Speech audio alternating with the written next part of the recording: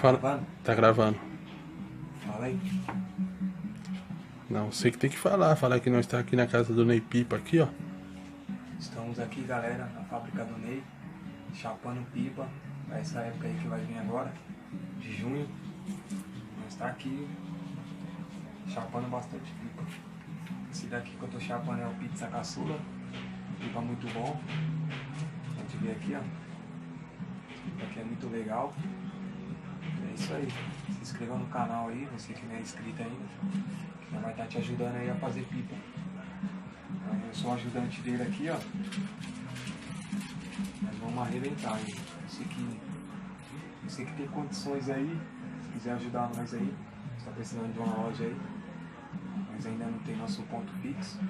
Se você quiser ajudar nós, na fábrica aqui em casa aqui, ó. O São Jorge aqui. Qual é o nome da rua mesmo? Na rua Professor Carlos de Couto, número 65. Nos fundos de casa. Precisando de uma ajuda aí, galera. Se inscreva no canal aí, deixa seu like aí. Vai estar te ajudando aí a fazer pipa. Você que não entende ainda muito, vai estar te ajudando aí a colar, fazer cruzeta. Muita coisa nós já entende aí. Já é profissional na área aí, Ney Pipas aí.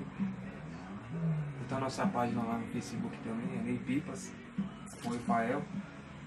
E aí você vai arrebentar, hein?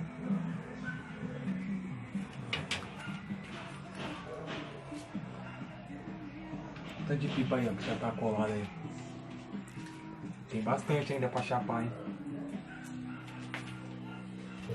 Essa época aí, tô metendo muita coisa, hein? Vai arrebentar.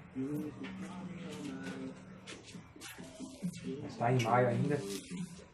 É lá pra junho nós já vai estar vendendo aí.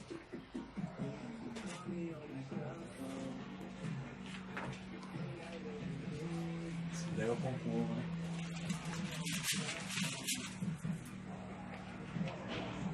Pode ver que a fábrica aí tá cheia, hein? Cheia de armação pra fechar ainda.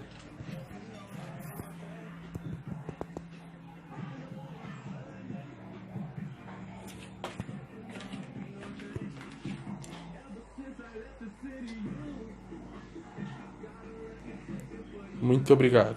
Ney Pipas.